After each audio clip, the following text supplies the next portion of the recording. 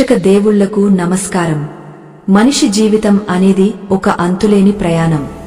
ఈ ప్రయాణంలో ప్రతి ఒక్కరూ కోరుకునేది, వెతికేది మరియు ఆరాధించేది ఒకే ఒక్క విషయం, అదే సంపద. అవును, మన పురాణాలు, మన శాస్త్రాలు చెప్పినట్లుగా ధనం మూలం ఇదం జగత్. ఈ ప్రపంచం మొత్తం ధనం చుట్టూనే తిరుగుతోంది. అయితే కేవలం డబ్బు సంపాదించడం మాత్రమే ముఖ్యం కాదు. ఆ సంపాదించిన ధనం మన దగ్గర నిలవాలి, అది వృద్ధి చెందాలి, మన కుటుంబానికి సుఖ సంతోషాలను అందించాలి. కాని చాలామంది జీవితాల్లో ఒక విచిత్రమైన పరిస్థితి కనిపిస్తూ ఉంటుంది. ఎంత కష్టపడినా, ఎంత చెమట చిందించినా చేతిలో చిల్లిగవ్వ కూడా మిగలదు. వచ్చిన డబ్బు వచ్చినట్లే మంచులా కరిగిపోతూ ఉంటుంది. లేదా అనుకోని ఆపదలు వచ్చి ఉన్నదంతా ఊడ్చుకుపోతాయి. అసలు ఎందుకిలా జరుగుతుంది? మన రాత బాగోలేదా, లేక మన ప్రయత్నంలో లోపముందా? ఈ ప్రశ్నలకు సమాధానం సాక్షాత్తు ఆ జగన్నాటక సూత్రధారి గీతాచార్యుడైన శ్రీకృష్ణ పరమాత్మ ఎప్పుడో అందించారు. ద్వాపర యుగంలో కురుక్షేత్ర సంగ్రామానికి ముందు మరియు తరువాత కూడా ధర్మరాజుకు, అర్జునుడికి మరియు ఉద్ధవుడికి జరిగిన సంభాషణల్లో కృష్ణుడు సిరిసంపదలకు సంబంధించిన అనేక రహస్యాలను వెల్లడించాడు. లక్ష్మీదేవి ఎవరి ఇంట్లో కాలు పెడుతుంది? ఎవరి ఇంటి నుండి ముఖం తిప్పుకుంటుంది? కుబేరుడి అనుగ్రహం కలగాలంటే మనిషి తన దినచర్యలో, తన ఆలోచనల్లో ఎలాంటి మార్పులు చేసుకోవాలి అనే విషయాలపై కృష్ణుడు చెప్పిన అద్భుతమైన సత్యాలను ఈరోజు మనం తెలుసుకోబోతున్నాం. ముఖ్యంగా మీ ఇంట్లో సిరిసంపదలు వెల్లువలా వచ్చి పడాలంటే, లక్ష్మీదేవి మీ గడప దాటి వెళ్లకూడదంటే మీరు వెంటనే ఆపేయాల్సిన 3 పనులు ఉన్నాయి. ఆ 3 పనులు ఏమిటి? వాటిని మనం తెలియక ఎలా చేస్తున్నాం అనే విషయాలను లోతుగా పరిశీలిద్దాం. శ్రీకృష్ణుడు చెప్పిన ఈ మాటలు కేవలం ఆధ్యాత్మిక ప్రవచనాలు మాత్రమే కాదు, అవి జీవన వేదాలు. మనిషి తనను తాను ఉద్ధరించుకోవడానికి, దారిద్ర్యం అనే చీకటి నుండి సంపద అనే వెలుగులోకి ప్రయాణించడానికి వేసిన రహదారులు. ఈరోజు మనం చెప్పుకోబోయే ఈ విషయాలు విన్న తర్వాత మీ జీవితంలో, మీ ఆలోచన విధానంలో ఖచ్చితంగా ఒక గొప్ప మార్పు వస్తుంది. అయితే అసలు విషయానికి వెళ్లే ముందు మనం సంపద యొక్క స్వభావాన్ని అర్థం చేసుకోవాలి. మనం లక్ష్మీదేవిని చంచల అని పిలుస్తాం. అంటే ఆమె ఒక దగ్గర స్థిరంగా ఉండదు అని అర్థం. ఎక్కడైతే ఆమెకు అవమానం జరుగుతుందో, ఎక్కడైతే ఆమెకు నచ్చని పనులు జరుగుతాయో అక్కడి నుండి ఆమె క్షణాల్లో వెళ్లిపోతుంది. మరి ఆమెను స్థిరగా మార్చుకోవడమేలా? అంటే మన ఇంట్లో ఆమె ఎప్పటికీ స్థిర నివాసం ఏర్పరచుకునేలా చేయడమేలా? దీనికి శ్రీకృష్ణుడు చెప్పిన మొదటి సూత్రం ఏమిటంటే పాత్రత. అవును, ఒక పాత్రలో నీరు నింపాలంటే ఆ పాత్రకు చిల్లులు ఉండకూడదు. అలాగే మన ఇంట్లో సంపద నిలవాలంటే మన ఇల్లు, మన మనస్సు అనే పాత్రలు శుద్ధంగా ఉండాలి. చాలామంది ఉదయం లేచిన దగ్గర నుండి రాత్రి పడుకునే వరకు తెలియకుండానే లక్ష్మీదేవికి ఆగ్రహం తెప్పించే పనులు చేస్తూ ఉంటారు.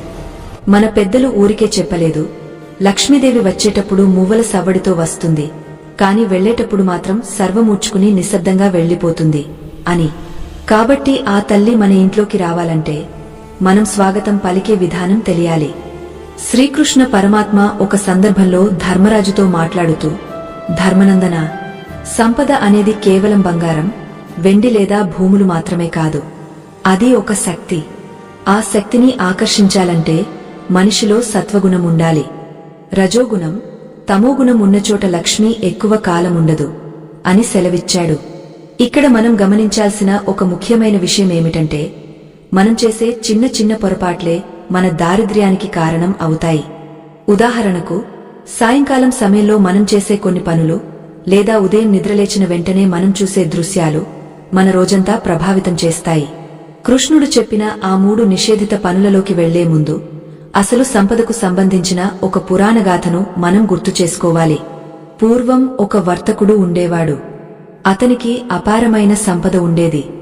కాని అతనికి ఒక దురలవాటు ఉండేది. అదేమిటంటే, అతను ఎప్పుడూ తన సంపద గురించి గొప్పలు చెప్పుకుంటూ ఇతరులను కించపరుస్తూ మాట్లాడేవాడు.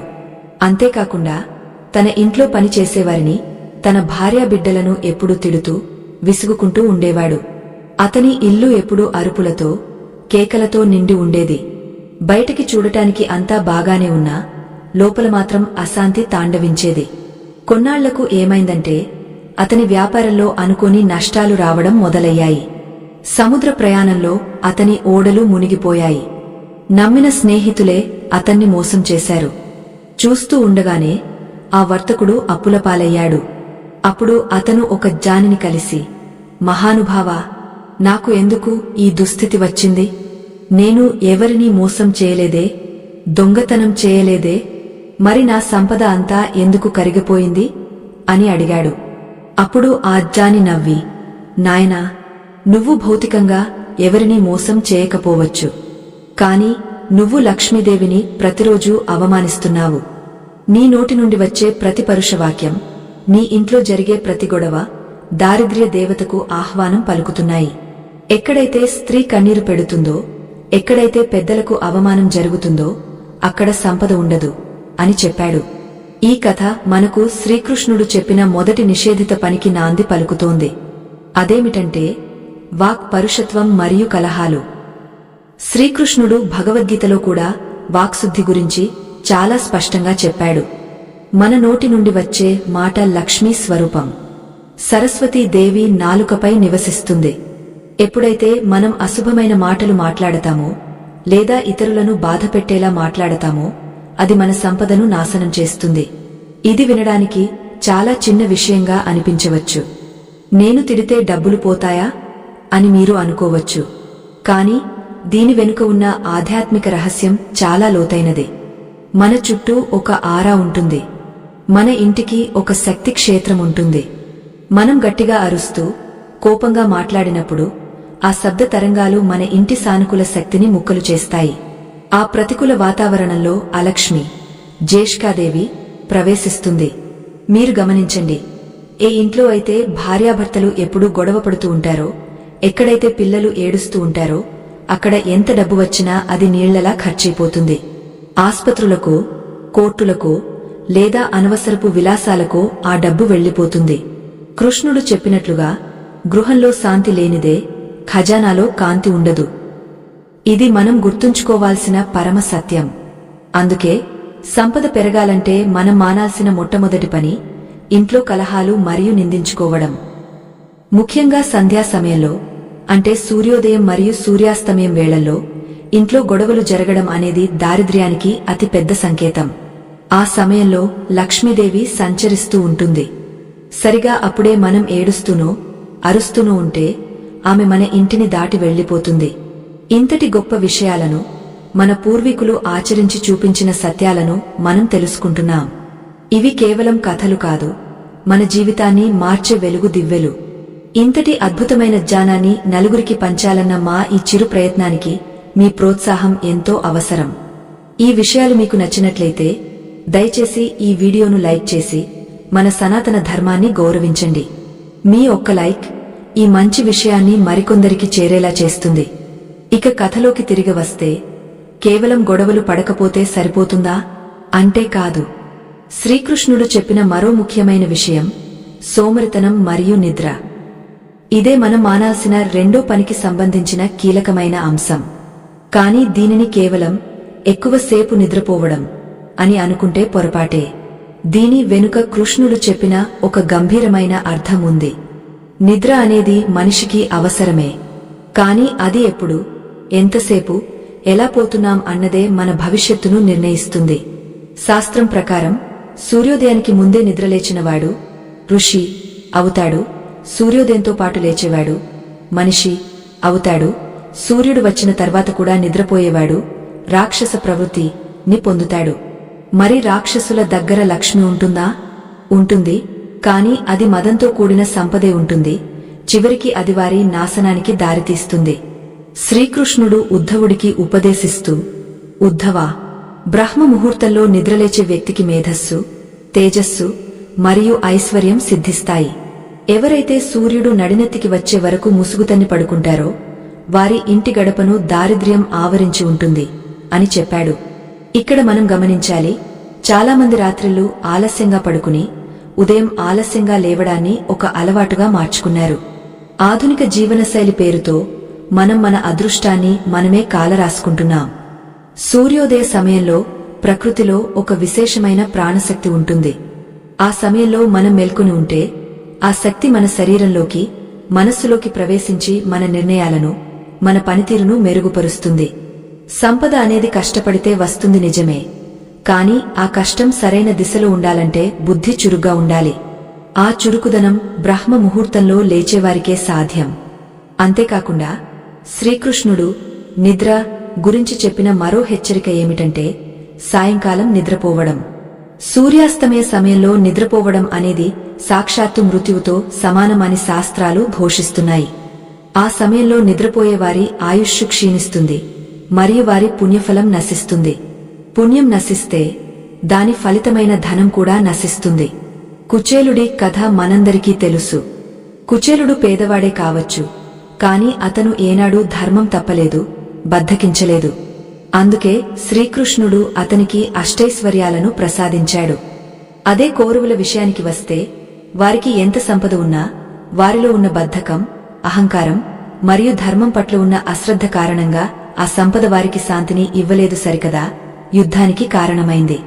మరి మనం మానాల్సిన ఈ రెండో పనిని ఇంకాస్త లోతుగా విశ్లేషించుకుందాం. సోమరితనం అంటే కేవలం పడుకోవడం మాత్రమే కాదు, చేయాల్సిన పనిని వాయిదా వేయడం కూడా దారిద్ర్య లక్షణమే. దీర్ఘసూత్రి వినశ్యతి అని చాణక్యుడు కూడా చెప్పాడు. అంటే పనులను వాయిదా వేసేవాడు నశిస్తాడు అని అర్థం. కృష్ణుడు అర్జునుడికి గీతలో కర్మణ్యేవాధికారస్తే అని చెప్పడంలో ఉద్దేశ్యం ఇదే. పని చేయడమే నీ బాధ్యత, ఫలితం గురించి ఆలోచించుకు అని. కాని ఈ రోజుల్లో మనం ఫలితం గురించి గంటల తరబడి ఆలోచిస్తాం కాని పని మొదలుపెట్టాం. రేపు చేద్దాం, ఎల్లుండి చేద్దాం అంటూ కాలాన్ని వృధా చేస్తాం. కాలం అంటేనే కాలస్వరూపుడైన పరమేశ్వరుడు. కాలాన్ని వృధా చేయడం అంటే దేవుడిని అవమానించడమే. ఎవరైతే సమయాన్ని గౌరవిస్తారో లక్ష్మీదేవి వారిని వరించి వస్తుంది. ఇప్పుడు మనం మూడవ మరియు అత్యంత ప్రమాదకరమైన అలవాటు గురించి తెలుసుకోవాలి. ఇది మనకు తెలియకుండానే మన వంటగదిలో, మన పూజగదిలో మరియు మన బీరువాల్లో జరుగుతున్న ఒక పెద్ద తప్పు. శ్రీకృష్ణుడు దీనిని అపవిత్రత మరియు దుబారా అని వర్ణించాడు. అవును, మూడవ పని ఏమిటంటే అన్నాన్ని మరియు వస్తువులను అగౌరవపరచడం.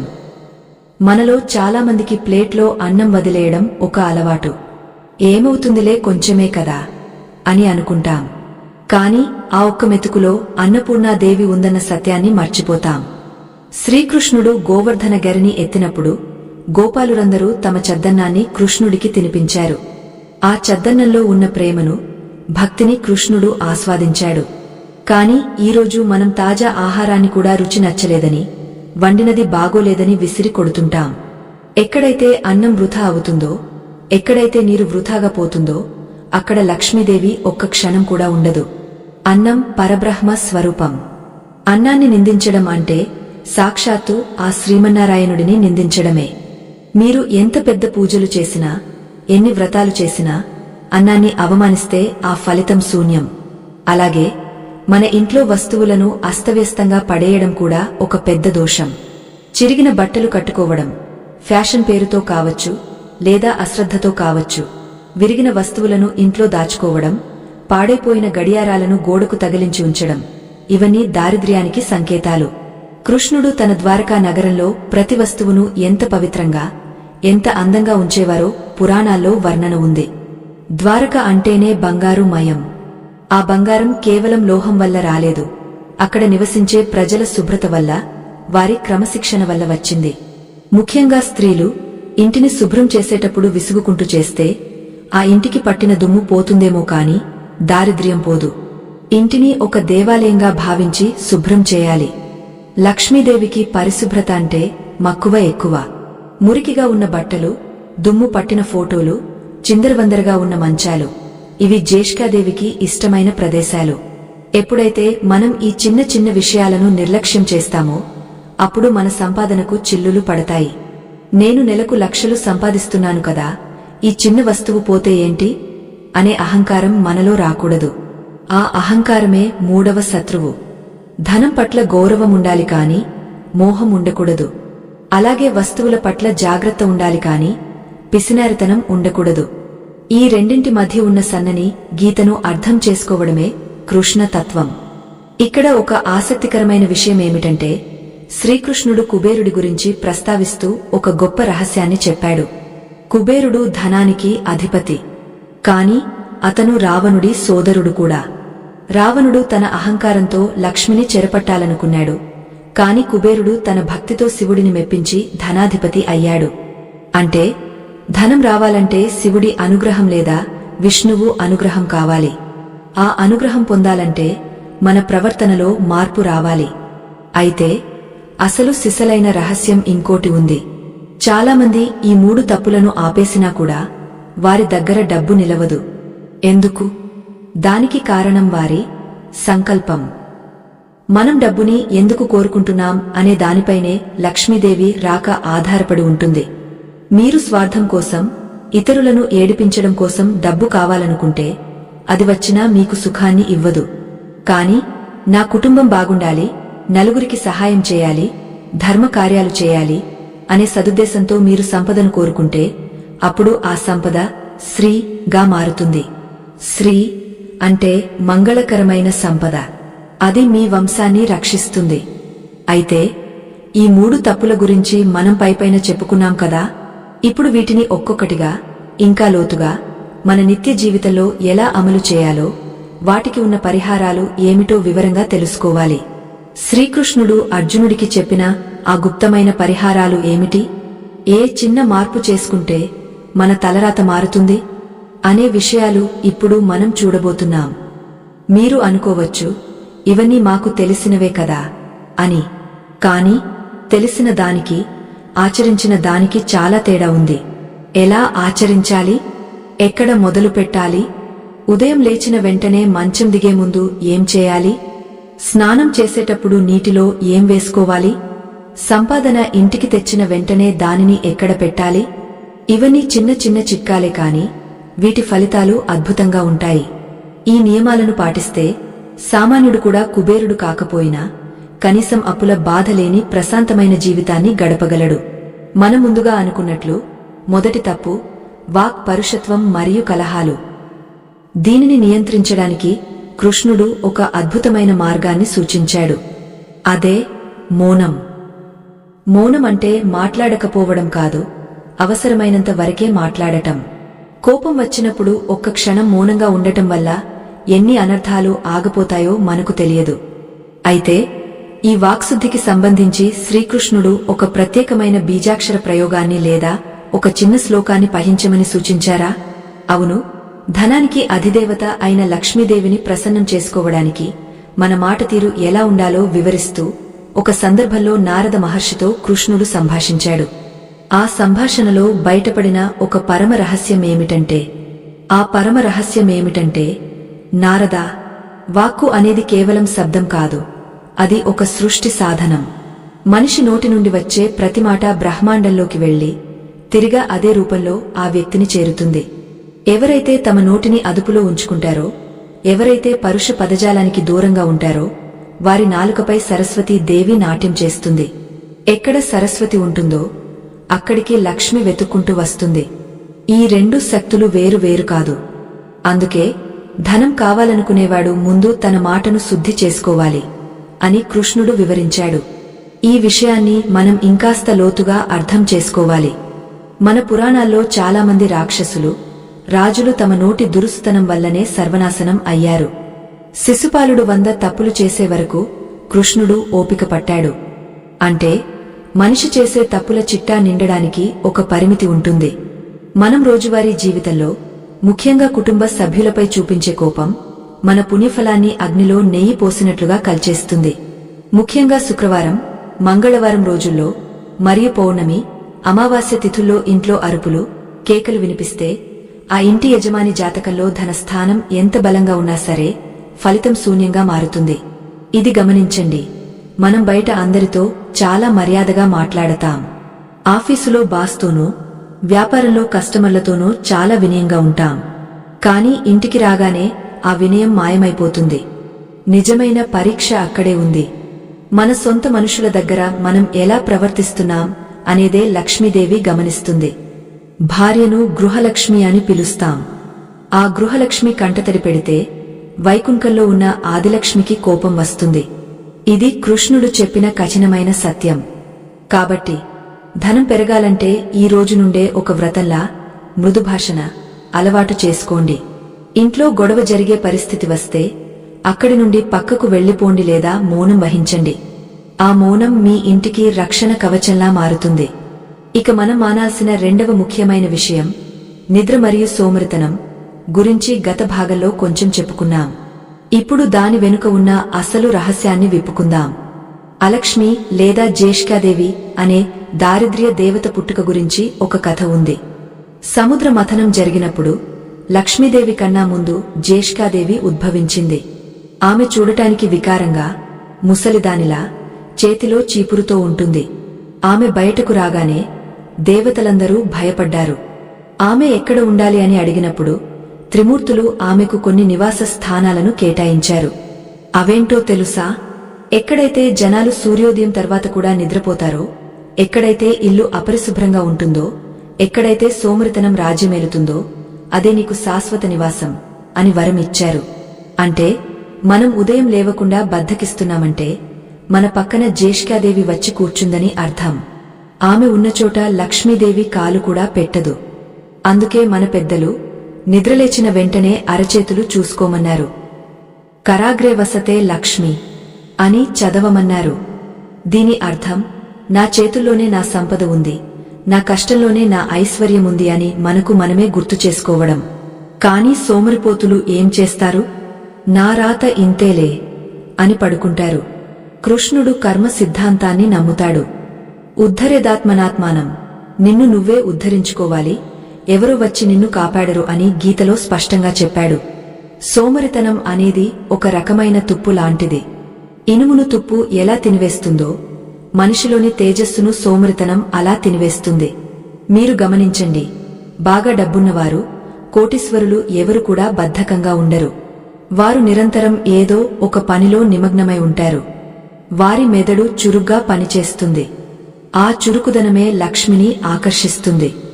మరొక ఆసక్తికరమైన విషయమేమిటంటే సాయంత్రం 6 గంటల నుండి 7 గంటల మధ్య సమయాన్ని గోధూళి వేళ లేదా సంధ్యా సమయం అంటారు. పూర్వం ఆవులు అడవి నుండి ఇంటికి తిరిగి వచ్చే సమయమది. ఆవుల గిట్టెల నుండి లేచిన దుమ్ము పవిత్రమైనదిగా భావించేవారు. ఆ సమయంలో సాక్షాత్తు లక్ష్మీదేవి ప్రతి ఇంటిని పరిశీలిస్తూ వీధిలో వెళ్తుందట. ఎవరి తలుపులు తెరిచి ఉన్నాయో, ఎవరి ఇంట్లో దీపం వెలుగుతుందో, ఎవరి ఇంట్లో మంగళకరమైన మాటలు వినిపిస్తున్నాయో చూసి ఆ ఇంట్లోకి ప్రవేశిస్తుంది.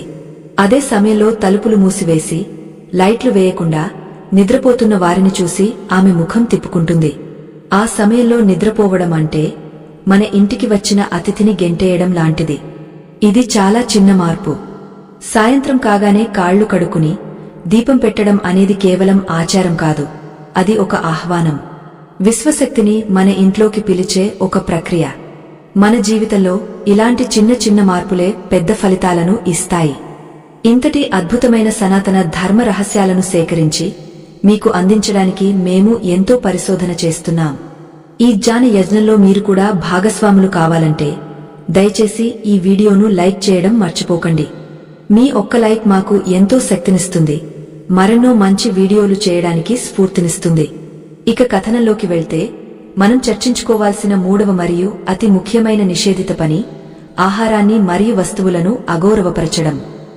దీని గురించి శ్రీకృష్ణుడు పాండవులకు అరణ్యవాస సమయంలో ఒక గొప్ప పాణ్యం నేర్పాడు. పాండవులు అడవిలో ఉన్నప్పుడు ద్రౌపది దగ్గర సూర్యభగవానుడు ఇచ్చిన అక్షయపాత్ర ఉండేది. దాని ద్వారా ఆమె ఎంతమందికైనా అన్నం పెట్టగలదు. కాని ఆమె భోజనం చేసిన తర్వాత ఆ రోజుకి ఆ పాత్రలో అన్నం రాదు. ఒకరోజు దుర్వాస మహర్షి తన శిష్యులతో కలిసి పాండవుల ఆశ్రమానికి వచ్చారు. అప్పటికే ద్రౌపది భోజనం ముగించి పాత్రను కడిగి బోర్లించేసింది. దుర్వాసుడు అంటేనే కోపానికి మారుపేరు. మాకు ఆకలిగా ఉంది, స్నానం చేసి వస్తాం, భోజనం సిద్ధం చేయండి అని వెళ్లిపోయాడు. ద్రౌపదికి ఏం చేయాలో తెలియక శ్రీకృష్ణుడిని ప్రార్థించింది. కృష్ణుడు వెంటనే అక్కడ ప్రత్యక్షమయ్యాడు. ద్రౌపది, నాకు బాగా ఆకలిగా ఉంది, ముందు నాకేమైనా పెట్టు అని అడిగాడు.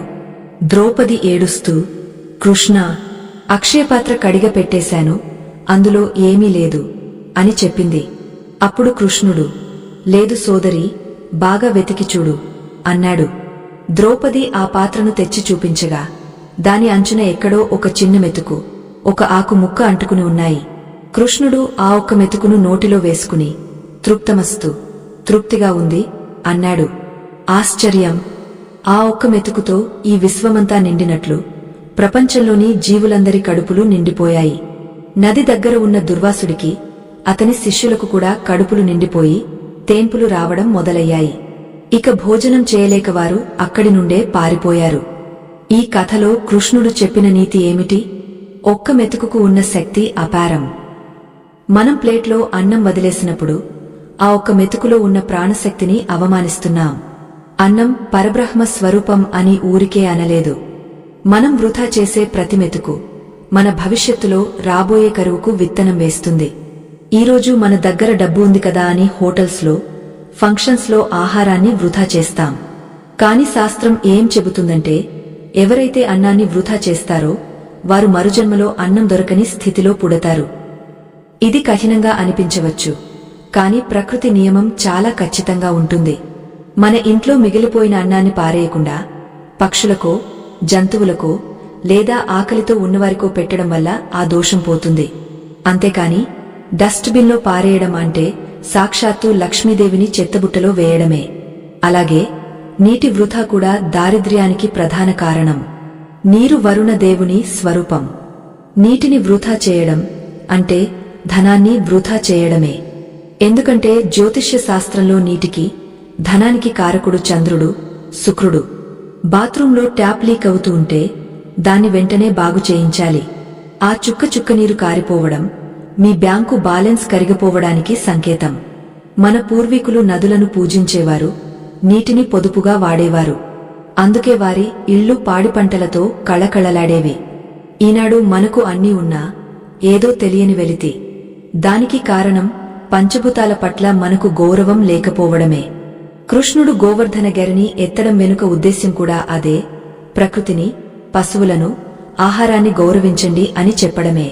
ఇక వస్తువుల విషయానికి వస్తే, మీ ఇంట్లో విరిగిపోయిన అద్దాలు, ఆగిపోయిన గడియారాలు, తుప్పు పట్టిన ఇనుప సామాన్లుంటే వెంటనే వాటిని తొలగించండి. ఇవి శని గ్రహ ప్రభావానికి, రాహుకేతువుల దోషానికి కారణమవుతాయి. ఇల్లు ఎంత సామానులతో నిండి ఉంది అన్నది ముఖ్యం కాదు. ఉన్న సామాను ఎంత శుభ్రంగా, ఎంత క్రమ పద్ధతిలో ఉంది అన్నదే ముఖ్యం. లక్ష్మీదేవికి ఇష్టమైన సువాసనలు ఉంటాయి. దుర్వాసన వచ్చే ఇంట్లో ఆమె ఉండదు. అందుకే ప్రతిరోజు లేదా కనీసం వారానికి 2 సార్లైనా సాంబ్రాణి పొగ వేయడం, సుగంధ ద్రవ్యాలను వాడటం మంచిది. ఇది మూఢనమ్మకం కాదు, ఇది ఒక అరోమా థెరపీ. మంచి వాసన మనసుకు ఉల్లాసాన్ని ఇస్తుంది. ఆ ఉల్లాసం సానుకూల ఆలోచనలను కలిగిస్తుంది. ఆలోచనలు సంపదను సృష్టిస్తాయి. ఇదొక చక్రం. శ్రీకృష్ణుడు కుచేలుడి కథలో చూపించిన మరో కోణం ఏమిటంటే తృప్తి. కుచేలుడికి తినడానికి తిండి లేకపోయినా, చిరిగిన బట్టలే ఉన్నా అతను ఎప్పుడూ అసంతృప్తి చెందలేదు. తనకున్న దాంట్లో తృప్తిగా ఉన్నాడు. ఆ తృప్తియే కృష్ణుడిని కదిలించింది. మనం కూడా మనకున్న దానిని గౌరవించడం నేర్చుకోవాలి. నాకు ఈ కారు సరిపోదు, ఇంకా పెద్దది కావాలి అని ఆశపడటం తప్పు కాదు. కాని ఈ ఉన్న కారు చెత్తది అని నిందించడం తప్పు. ఉన్నదాన్ని ప్రేమస్తేనే లేనిది మన దగ్గరకు వస్తుంది. కృతజ్ఞతా భావం అనేది సంపదకు అయస్కాంతం లాంటిది. మీరు ఎంత కృతజ్ఞతతో ఉంటే అంత ఎక్కువ పొందుతారు. ఇది కృష్ణుడు నేర్పిన జగత్ సత్యం. అయితే ఈ 3 పనులు మానడంతో పాటు కృష్ణుడు ధర్మరాజుకు చెప్పిన ఒక విశేషమైన పరిహారం ఉంది. ఇది చాలామందికి తెలియదు. మన వంటగదిలో ఉండే ఒక అతి సామాన్యమైన వస్తువుతో మన జాతకాన్ని మార్చుకోవచ్చు. ఆ వస్తువు సాక్షాత్తు లక్ష్మీ స్వరూపం. సముద్రంలో పుట్టింది కాబట్టి లక్ష్మీదేవికి సోదరి వంటిది. దానిని తప్పుగా వాడితే ఇంట్లో గొడవలు అవుతాయి. కాని సరిగా వాడితే కుబేరుడి సంపద కూడా మీ సొంతం అవుతుంది. ఏమిటా వస్తువు? దానిని వాడాల్సిన ఆ ప్రత్యేకమైన పద్ధతి ఏమిటి? మరియు శ్రీకృష్ణుడు చెప్పిన ఆ అద్భుతమైన ధన ఆకర్షణ సూత్రం గురించి ఇప్పుడు మనం తెలుసుకోవాలి. అంతేకాకుండా మన ఇంట్లో ఉండే ఈశాన్య మూల గురించి కృష్ణుడు చెప్పిన ఒక హెచ్చరికను మనం అస్సలు విస్మరించకూడదు. ఆ మూలలో మనం చేసే చిన్న పొరపాటు మన ఎదుగుదలను ఎలా అడ్డుకుంటుందో తెలిస్తే మీరు ఆశ్చర్యపోతారు. ఆ రహస్యమేంటంటే, పూర్వం ఋషులు తమ ఆశ్రమాల్లో ధనం కోసం యజ్ఞాలు చేసేవారు కాదు.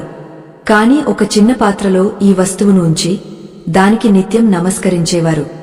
దానివల్లే వారికి కామధేనువు లాంటి వరాలు లభించేవి. ఆ వస్తువును మీ ఇంట్లో ఎలా ప్రతిష్ఠించుకోవాలో, దానిని ఏ రోజు మార్చాలో, ఆ సమయంలో పయించాల్సిన కృష్ణ మంత్రం ఏమిటో ఇప్పుడు వివరంగా చూద్దాం. ఈ ఒక్క చిన్న చిట్కా మీ ఆర్థిక ఇబ్బందులన్నింటినీ పటాపంచలు చేయగలదు. సిద్ధంగా ఉన్నారా? అయితే వినండి. ఆ రహస్యమేంటంటే, ఆ అద్భుతమైన వస్తువు మరేదో కాదు, మన వంటింట్లో నిత్యం వాడే కల్లుప్పు, సముద్ర లవణం. అవును, ఇది వినడానికి చాలా సాదాసీదాగా అనిపించవచ్చు, కాని దీని వెనుక ఉన్న ఆధ్యాత్మిక శక్తి అపారం. సముద్ర మథన సమయంలో లక్ష్మీదేవి కన్నా ముందే ఈ ఉప్పు ఉద్భవించింది. అందుకే దీనిని లక్ష్మీదేవికి సోదరిగా భావిస్తారు. పూర్వం మన పెద్దలు ఉప్పును అరువు ఇచ్చేవారు కాదు, సాయంకాలమైతే అసలు ఎవరికీ ఇచ్చేవారు కాదు. దీనికి కారణం, ఉప్పును చేజార్చుకోవడం అంటే సాక్షాత్తు ఇంటి లక్ష్మిని బయటకు పంపించడమే. శ్రీకృష్ణుడు చెప్పినట్లుగా పదార్థాలలో దాగిన శక్తిని మనం గుర్తించాలి. ఉప్పుకు ఉన్న ఒక విశేషమైన గుణం ఏమిటంటే, అది తన చుట్టూ ఉన్న ప్రతికూల శక్తిని లాగేసుకుంటుంది. అందుకే దిష్టి తీయడానికి ఉప్పును వాడతాం. అయితే ధనం ఆకర్షించడానికి ఉప్పును ఎలా వాడాలి? శుక్రవారం నాడు కొత్తగా ఉప్పు ప్యాకెట్ ఇంటికి తెచ్చుకోవడం చాలా మంచిది. ఆ ఉప్పును జాడీలో పోసేటప్పుడు నా ఇల్లు సిరిసంపదలతో నిండిపోవాలి అని మనసులో బలంగా సంకల్పించుకోవాలి. ముఖ్యంగా ఉప్పు జాడీలో 1-2 లవంగాలు వేసి ఉంచితే ఆ ఇంటికి ధన ఆకర్షణ శక్తి పెరుగుతుందని తంత్రశాస్త్రం చెబుతోంది. అలాగే ఎవరి ఇంట్లో అయితే తరచు గొడవలు జరుగుతుంటాయో, లేదా ఎవరైతే మానసిక ఒత్తిడితో, ఆర్థిక చింతలతో బాధపడుతుంటారో వారు స్నానం చేసే నీటిలో చిటికెడు కల్లుప్పు వేసుకుని స్నానం చేయాలి. ఇలా చేయడం వల్ల మన శరీరం చుట్టూ ఉన్న దారిద్ర్య ఛాయలు తొలగిపోతాయి. సముద్ర స్నానం చేస్తే పుణ్యం వస్తుందంటారు కదా, ఈ ఉప్పు నీటి స్నానం కూడా అటువంటి ఫలితాన్నే ఇస్తుంది. మన ఆరా శుద్ధి అవుతుంది. శుద్ధమైన ఆరా ఉన్న మనిషిని అదృష్టం వెతుక్కుంటూ వస్తుంది. ఇక శ్రీకృష్ణుడు చెప్పిన మరో కీలకమైన అంశం ఈశాన్యం మూల. దీని గురించి వాస్తు శాస్త్రంలో ఎంత చెప్పినా తక్కువే. కాని కృష్ణుడు దీనిని ఆధ్యాత్మిక కోణంలో వివరించాడు. ఇంటికి ఈశాన్యం మూల అనేది సాక్షాత్తు ఈశ్వరుడి స్థానం. వాస్తు పురుషుడి తల భాగం అక్కడ ఉంటుంది. మీరు ఒక్కసారి ఊహించుకోండి, మీ తలమీద బరువు పెడితే మీరు ఎలా పని చేయగలరు? చేయలేరు కదా. అలాగే ఇంటి ఈశాన్యం మూల బరువుగా ఉంటే ఆ ఇంటి యజమాని తలరాత కూడా భారంగా మారుతుంది. చాలామంది తెలియక అక్కడ బీరువాలు పెడుతుంటారు, లేదా పాత సామాన్లు, చీపుర్లు, డస్ట్ బిన్లు పెడుతుంటారు. ఇది మహాపాపం. ఈశాన్యం ఎంత ఖాళీగా ఉంటే మీ జీవితంలోకి అంత కొత్త అవకాశాలు వస్తాయి. అక్కడ ఎప్పుడూ ఒక చిన్న పాత్రలో నీరు ఉంచడం, లేదా దేవుడి పటాలు ఉంచడం శ్రేయస్కరం. ఈశాన్యం మూల అశుభ్రంగా ఉంటే ఆ ఇంట్లోకి వచ్చే ధన ప్రవాహం ఆగిపోతుంది. అది కృష్ణుడు చెప్పిన సత్యం. గాలి, వెలుతురు ధారాళంగా వచ్చేలా ఆ మూలను ఉంచాలి. అప్పుడే లక్ష్మీదేవి సంతోషిస్తుంది. నా భర్త అయిన విష్ణువు పాదాల దగ్గర ఎంత భక్తితో ఉంటానో, శివుడి స్థానమైన ఈశాన్యాన్ని గౌరవించేవారి ఇంట్లో నేను అంతే స్థిరంగా ఉంటాను అని లక్ష్మీదేవి ఒక సందర్భంలో చెప్పినట్లుగా పురాణ కథనం. కాబట్టి ఈరోజే మీ ఇంటి ఈశాన్యం మూలను పరిశీలించండి. అక్కడ ఏమైనా బరువులు ఉంటే తక్షణమే తొలగించండి. ఆ చిన్న మార్పు మీ మనసులో ఎంత ప్రశాంతతను నింపుతుందో మీరే గమనిస్తారు. ప్రశాంతమైన మనసు నుండే గొప్ప ఆలోచనలు పుడతాయి. ఆలోచనలే సంపదకు పునాదులు. ఇక్కడి వరకు మనం భౌతికంగా చేయకూడని పనులు, చేయాల్సిన చిన్న చిన్న మార్పుల గురించి తెలుసుకున్నాం.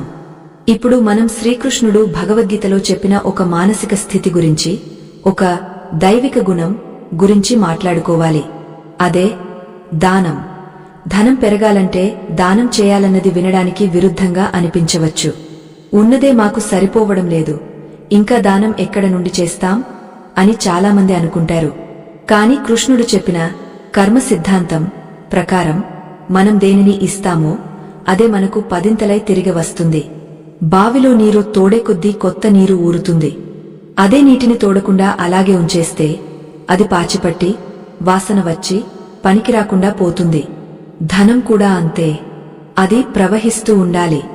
కృష్ణుడు ధర్మరాజుతో మాట్లాడుతూ, ధర్మనందన, సంపాదనలో కనీసం 10వ వంతు, 10వ భాగం ధర్మకార్యాలకు లేదా ఆపదలో ఉన్నవారికి సహాయం చేయడానికి కేటాయించాలి. అది విత్తనం నాటడం లాంటిది. నువ్వు నాటిన ఒక విత్తనం భవిష్యత్తులో వందలాది పళ్లను ఇచ్చే వృక్షంగా మారుతుంది. పిసినారి ధనం దొంగల పాలవుతుంది లేదా రోగాల పాలవుతుంది, కాని దాత ధనం రక్షించబడుతుంది అని చెప్పాడు. ఇక్కడ దానం అంటే లక్షలు ఇవ్వనవసరం లేదు. ఆకలితో ఉన్న జీవికి గుప్పెడు అన్నం పెట్టడం, దాహంతో ఉన్న వారికి నీరు ఇవ్వడం కూడా దానమే. మన పురాణాల్లో కర్ణుడిని దానకర్ణుడు అని ఎందుకు అంటారు? అతను తన కవచ కుండలాలను కూడా ఇచ్చేశాడు. అందుకే కురుక్షేత్ర యుద్ధంలో అతను చనిపోయినా అతని కీర్తి అజరామరం అయ్యింది. కృష్ణుడు కర్ణుడి దాన గుణానికి ముగ్ధుడయ్యాడు. అయితే దానం చేసేటప్పుడు పాటించాల్సిన ఒక ముఖ్యమైన నియమముంది. దీనిని కృష్ణుడు సాత్విక దానం అన్నాడు. అంటే ప్రతిఫలాన్ని ఆశించకుండా సరైన వ్యక్తికి సరైన సమయంలో గౌరవపూర్వకగా ఇచ్చేదే నిజమైన దానం. నేను నీకు సహాయం చేశాను, నువ్వు నాకు తిరిగా ఏం చేస్తావు అని అడిగితే అది వ్యాపారం అవుతుంది, దానం కాదు. లేదా నలుగురిలో గొప్ప కోసం, ఫోటోల కోసం చేసే దానం రాజసిక దానం అవుతుంది. దీనివల్ల పుణ్యం రాదు, అహంకారం పెరుగుతుంది. అహంకారం లక్ష్మికి శత్రువు. కాబట్టి కుడి చేతితో చేసింది ఎడమ చేతికి తెలియకుండా సహాయం చేయాలి. అప్పుడే ఆ పుణ్యఫలం మీ ఆస్తులను, మీ వంశాన్ని రక్షిస్తుంది. మీరు గమనించండి, ప్రపంచంలోని అత్యంత ధనవంతులు అందరూ కూడా ఏదో ఒక రూపంలో సమాజ సేవ చేస్తూనే ఉంటారు. అది వారి సంపదను నిలబెట్టే రహస్య సూత్రం. మన సనాతన ధర్మంలోని ఇన్ని గొప్ప విషయాలను తెలుసుకుంటున్న మీ అందరికీ నా హృదయపూర్వక నమస్కారాలు. ఈ వీడియో మీకు నచ్చినట్లయితే దయచేసి లైక్ చేసి మన సంస్కృతిని నలుగురికి పంచండి. మీరు చేసే చిన్న లైక్ మాకు ఎంతో పెద్ద ప్రోత్సాహం. ఇప్పుడు ఒక సందేహం రావచ్చు, మేము ఇవన్నీ చేస్తాం, కాని మాకు ఇప్పటికే చాలా అప్పులు ఉన్నాయి, వాటి నుండి బయటపడటమేలా? అప్పుల ఊబిలో కూరుకుపోయిన వారికి కృష్ణుడు చూపిన మార్గమేమిటి అని. దీనికి సమాధానంగా కృష్ణుడు రుణ విమోచన రహస్యం గురించి వివరించాడు. మనిషికి 3 రకాల రుణాలుంటాయి: దేవరుణం, ఋషిరుణం మరియు పితృరుణం. ఇవి కాకుండా మనం మన తోటి మనుషుల దగ్గర తీసుకున్న ఆర్థిక రుణం. ఈ భౌతిక రుణాలు తీరాలంటే ముందు దైవిక రుణాలు తీరాలి. అది ఎలా సాధ్యం? దానికి కృష్ణుడు సూచించిన ఒక ప్రత్యేకమైన స్తోత్రం లేదా నామస్మరణ ఉందా? అవును, ఉంది. గజేంద్ర మోక్షం గురించి మనందరికీ తెలుసు. మొసలి బారి నుండి ఏనుగును కాపాడటానికి విష్ణువు పరుగు పరుగున వచ్చాడు. అక్కడ మొసలి అనేది మన జీవితంలో పట్టుకున్న అప్పు లేదా కష్టం. గజేంద్రుడు అంటే జీవాత్మ. ఆ పట్టు ఎంత బిగుసుకుపోతే అంత ఆర్తిగా భగవంతుడిని పిలవాలి. కాని మనం కష్టాల్లో ఉన్నప్పుడు దేవుడిని నిందిస్తాం. నాకే ఎందుకు ఈ కష్టమిచ్చావు అని ఏడుస్తాం. కాని గజేంద్రుడు అలా చేయలేదు. శరణాగతి పొందాడు. నీవే తప్ప ఇతహ పరంబెరుగా అన్నాడు. ఆర్థిక కష్టాల్లో ఉన్నప్పుడు పయించాల్సిన ఒక అద్భుతమైన మంత్రం మరియు మంగళవారం నాడు చేయాల్సిన ఒక చిన్న క్రియ గురించి ఇప్పుడు మనం తెలుసుకోబోతున్నాం. ఈ క్రియ చేస్తే ఎంత పెద్ద అప్పు అయినా సరే మెల్లగా కరిగిపోవడం మొదలవుతుంది.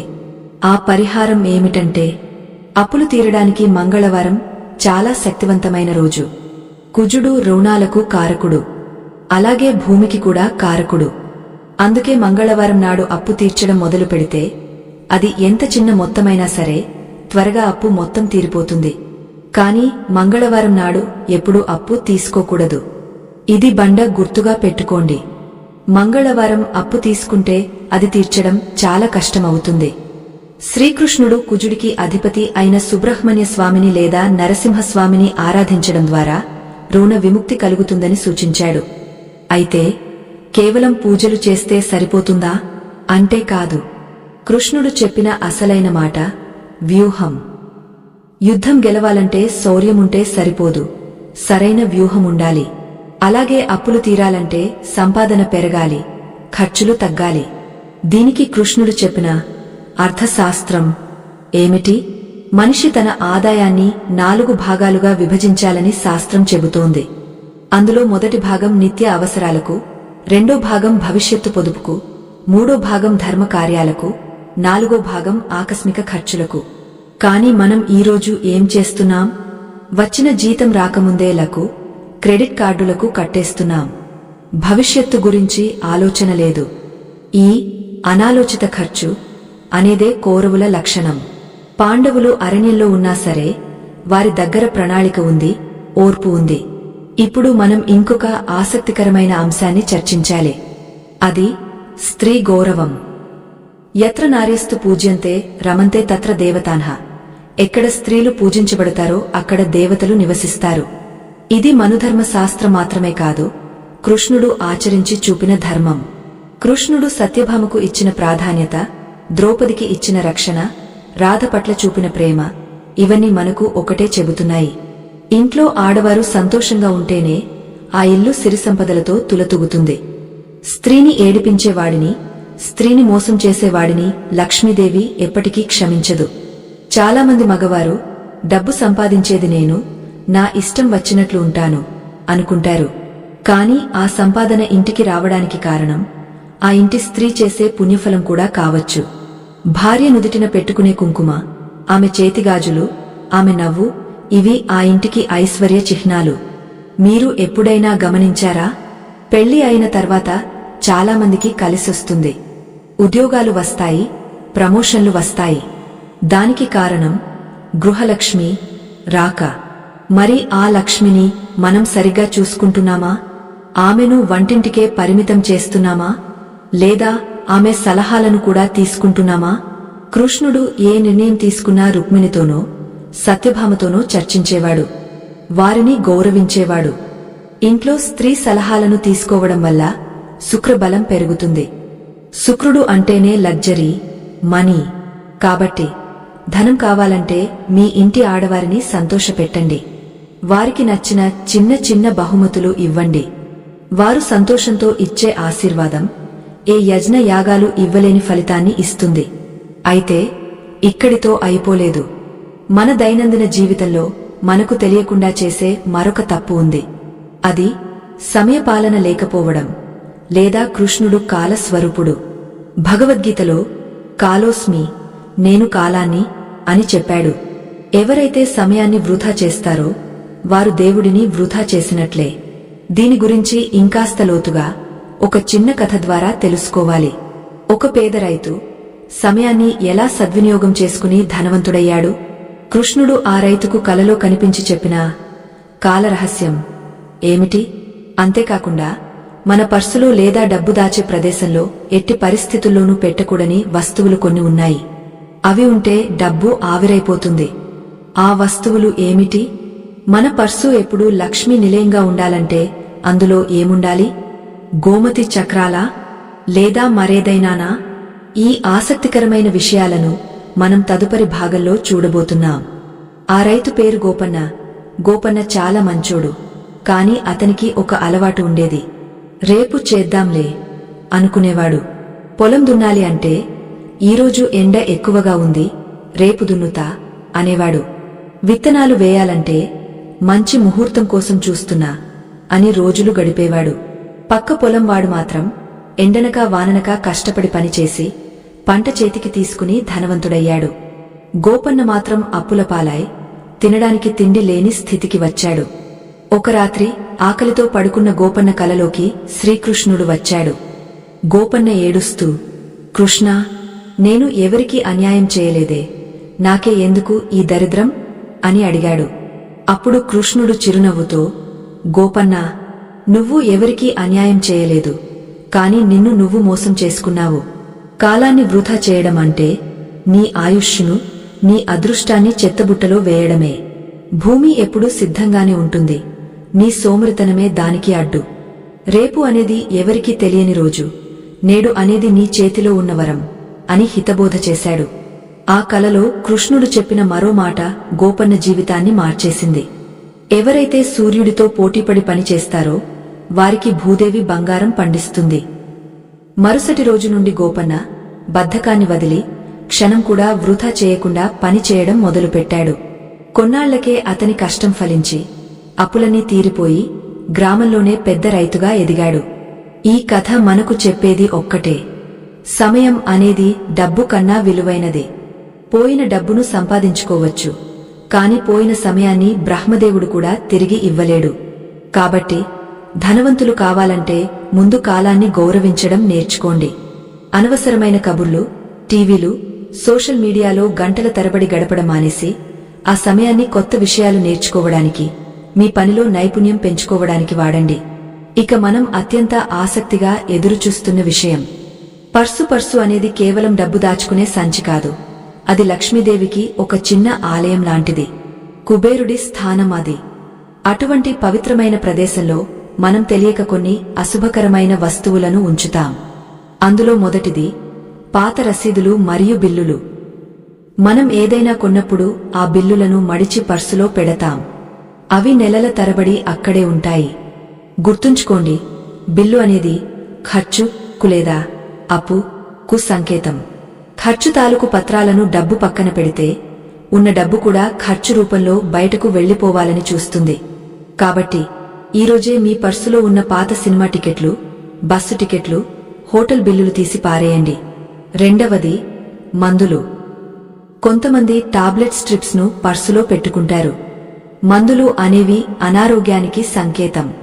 డబ్బు పక్కన మందులు ఉంటే ఆ డబ్బు అనారోగ్యం కోసం ఖర్చు అవుతుందని వాస్తు శాస్త్రం చెబుతోంది. మూడవది చిరిగిన నోట్లు లేదా చిందరవందరగా ఉన్న నోట్లు. లక్ష్మీదేవికి నీట్గా, చక్కగా సర్ది ఉన్న ప్రదేశం అంటే ఇష్టం. నోట్లను ఇష్టమొచ్చినట్లు మడిచి గుండ్రంగా చుట్టి పర్సులో కుక్కడం అనేది ఆ తల్లిని అవమానించడమే. నోట్లను వరుస క్రమంలో తలక్రిందులు లేకుండా చక్కగా అమర్చుకోవాలి. అలాగే చనిపోయిన వారి ఫోటోలను పర్సులో పెట్టుకోకూడదు. వారు పితృదేవతలు, వారికి గోడమీద లేదా పూజగదిలో స్థానం ఇవ్వాలి కాని లక్ష్మీ స్థానంలో కాదు. చివరగా పర్సులో ఎప్పుడూ ఇనుముకు సంబంధించిన వస్తువులు, బ్లేడ్లు, చిన్న కత్తులు వంటివి ఉంచకూడదు. ఇవి రాహువుకు సంబంధించినవి. రాహువు ఉన్నచోట లక్ష్మి ఉండదు. మరి పర్సులో ఏముంటే మంచిది? లక్ష్మీ ఆకర్షణ కోసం ఏం పెట్టాలి? పర్సులో ఎప్పుడు కొంచెం పచ్చ కర్పూరం మరియు 2 యాలకులు ఉంచుకోవడం చాలా మంచిది. పచ్చ కర్పూరం శుక్రుడికి ఇష్టమైన వస్తువు. ఇది డబ్బును ఆకర్షించే శక్తిని కలిగి ఉంటుంది. అలాగే గోమతి చక్రాలు అని దొరుకుతాయి. ఇవి సాక్షాత్తు విష్ణు స్వరూపం. ఒక చిన్న గోమతి చక్రాన్ని ఎర్రటి బట్టలో చుట్టి పర్సులో పెట్టుకుంటే అనవసర ఖర్చులు తగ్గిపోతాయి. లేదా తామర గింజలు కూడా లక్ష్మీదేవికి చాలా ఇష్టం. వీటిలో ఏదో ఒకటి మీ పర్సులో ఉంటే అది మీ పర్సుకు ఒక పాజిటివ్ ఎనర్జీని ఇస్తుంది. అన్నింటికన్నా ముఖ్యంగా పర్సు ఎప్పుడూ పూర్తిగా ఖాళీగా ఉండకూడదు. కనీసం ₹1 నాణ్యమైనా అందులో లక్ష్మీ స్థానం గా ఎప్పుడూ ఉంచాలి. అది ఆ పర్సు యొక్క సీడ్ మనీ. అది ఉంటేనే మిగతా డబ్బు వచ్చి చేరుతుంది. ఇంతటి సూక్ష్మమైన విషయాలను, మన నిత్య జీవితంలో ఉపయోగపడే చిట్కాలను మీకు అందిస్తున్నాం. ఈ సమాచారం మీకు నచ్చితే వీడియోను లైక్ చేసి మాకు బలాన్నివ్వండి. మీ ఒక్క లైక్ మా కష్టానికి నిజమైన గుర్తింపు. ఇప్పుడు శ్రీకృష్ణుడు చెప్పిన మరో కీలకమైన అంశం వైపు వెళ్దాం. ఇది మన వ్యక్తిత్వానికి, మన స్నేహాలకు సంబంధించింది. దీనిని సాంగత్య దోషం అంటారు. నువ్వు ఎవరివో చెప్పాలంటే నీ స్నేహితులు ఎవరో చెప్పు అంటారు పెద్దలు. కృష్ణుడు అర్జునుడికి చెప్పిన మాట కూడా ఇదే. అర్జునా, మనిషి ఎంత గొప్పవాడైనా సరే దుర్మార్గులతో స్నేహం చేస్తే నాశనం కాక తప్పదు. దీనికి ఉదాహరణ కర్ణుడు. కర్ణుడు మహావీరుడు, గొప్ప దాత. కాని అతను ఎంచుకున్న స్నేహం దుర్యోధనుడితో. ఆ దుష్ట సాంగత్యం వల్లే కర్ణుడి గొప్పతనం అంతా మసకబారిపోయింది. చివరకు అధర్మం వైపు నిలబడి ప్రాణాలు కోల్పోయాడు. అదే అర్జునుడు కృష్ణుడిని స్నేహితుడిగా, గురువుగా ఎంచుకున్నాడు. అందుకే విజయం వరించింది. మన జీవితంలో కూడా మన చుట్టూ ఉన్న మనుషులు మన ఆర్థిక పరిస్థితిని ప్రభావితం చేస్తారు. ఎప్పుడూ నా దగ్గర డబ్బు లేదు, కష్టాలున్నాయి అని ఏడ్చేవారితో, లేదా జల్సా చేద్దాం, పార్టీలు చేసుకుందాం అని దుబారా ఖర్చు చేయించే వారితో స్నేహం చేస్తే మీ బుద్ధి కూడా అలాగే మారుతుంది. మీ సబ్ కాన్షియస్ మైండ్ వాళ్ల మాటలను గ్రహించి, ఓహో, డబ్బు అంటే ఖర్చు చేయడానికే, లేదా డబ్బు సంపాదించడం కష్టం అని ఫిక్స్ అయిపోతుంది. అందుకే విజయం సాధించిన వారితో, పాజిటివ్గా ఆలోచించే వారితో, ధర్మబద్ధంగా బ్రతికే వారితో సాంగత్యం చేయాలి. కృష్ణుడు చెప్పిన సత్సంగం అంటే ఇదే. సత్ప్రవర్తన కలిగిన వారితో సహవాసం చేస్తే వారి ఆరా ప్రభావం మనమీద పడి మన ఆలోచనలు ఉన్నతంగా మారుతాయి. ఆలోచన మారితే తలరాత మారుతుంది. ఇక మనం మాట్లాడుకోవాల్సిన మరో అద్భుతమైన కాన్సెప్ట్ కృతజ్ఞత. దీనిని కృష్ణుడు తృప్తి అనే కోణంలో చెప్పాడు. కానీ ఆధునిక ప్రపంచంలో దీనిని లా ఆఫ్ అట్రాక్షన్ అంటున్నారు. కృష్ణుడు గీతలో యద్భావం తద్భవతి అన్నాడు. అంటే నువ్వు ఏది భావిస్తావో అదే జరుగుతుంది. మీరు డబ్బును చూసి అసహించుకుంటే ఈ డబ్బు వల్లే అన్ని గొడవలు అనుకుంటే డబ్బు మీ దగ్గరకు రాదు.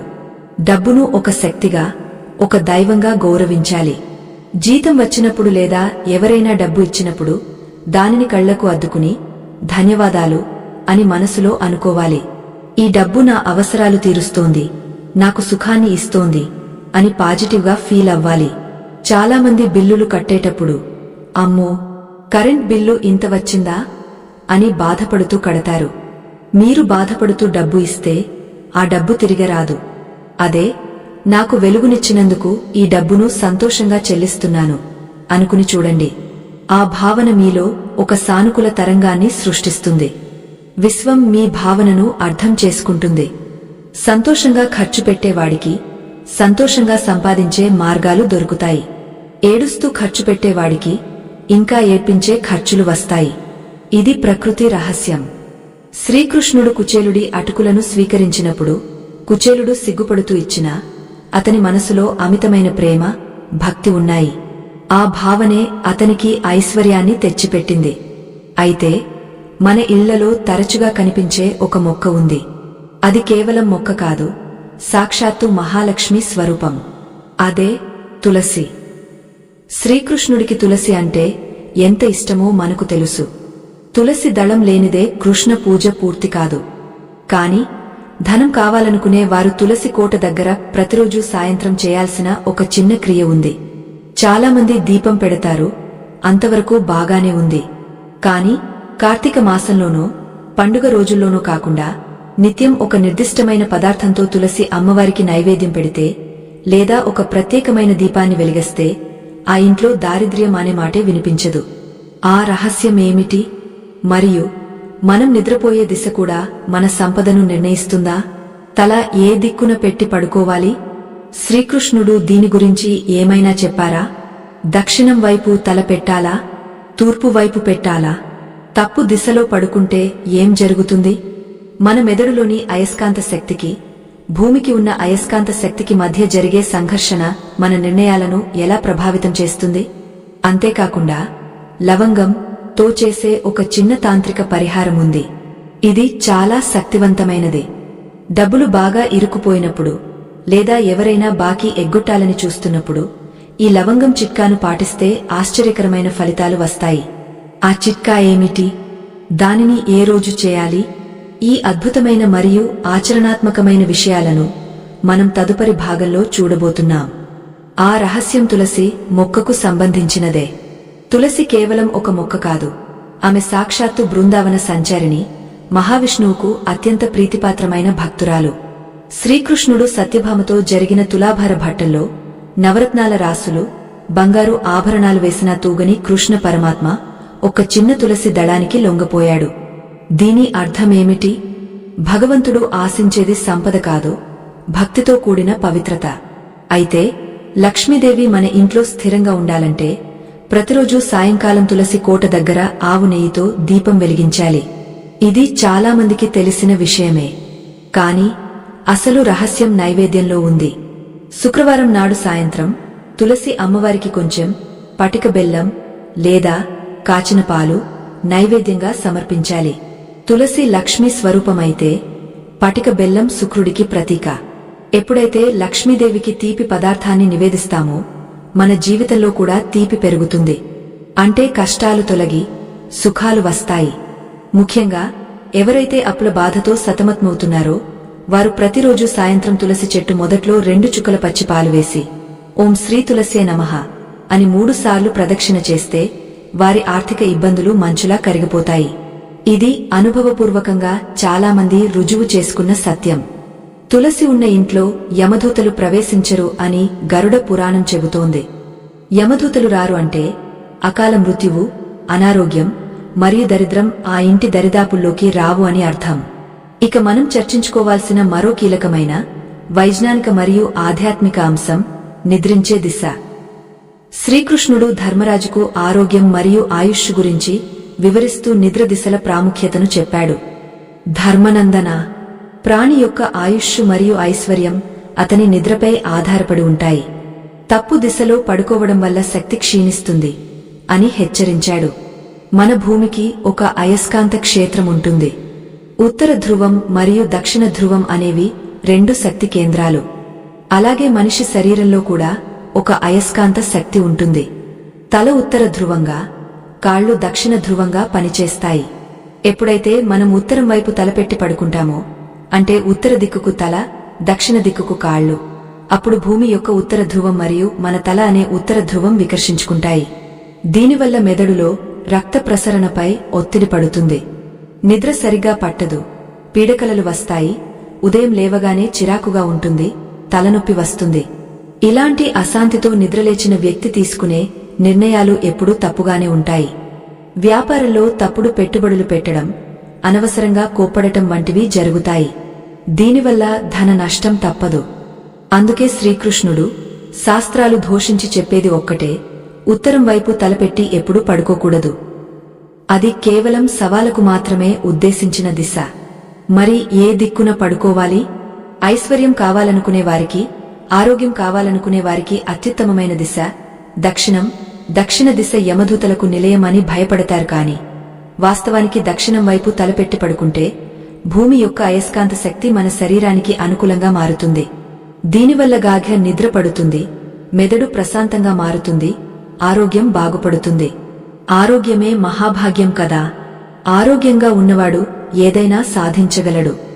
అలాగే తూర్పు వైపు తలపెట్టి పడుకోవడం విద్యార్థులకు, జ్ఞానం కోరుకునే వారికి చాలా మంచిది. పడమర వైపు పర్వాలేదు కాని ఉత్తరం మాత్రం సర్వదా నిషిద్ధం. మీ ఇంట్లో బెడ్రూంలో మంచం ఎలా ఉందో ఒక్కసారి చూసుకోండి. చిన్న మార్పు మీ తలరాతను మార్చగలదు.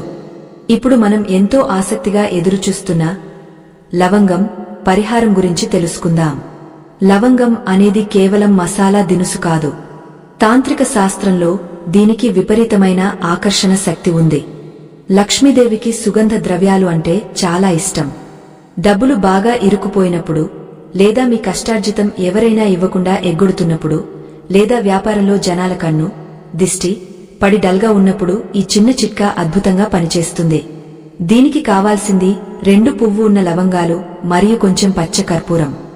ప్రతి శుక్రవారం లేదా మంగళవారం రాత్రిపూట అందరూ పడుకున్న తర్వాత లేదా ప్రశాంతంగా ఉన్న సమయంలో ఒక మట్టి ప్రమిదలో లేదా వెండి ప్లేటులో 2 కర్పూరం బిళ్లలు, 2 లవంగాలు, పువ్వు రాలిపోకుండా ఉంచాలి.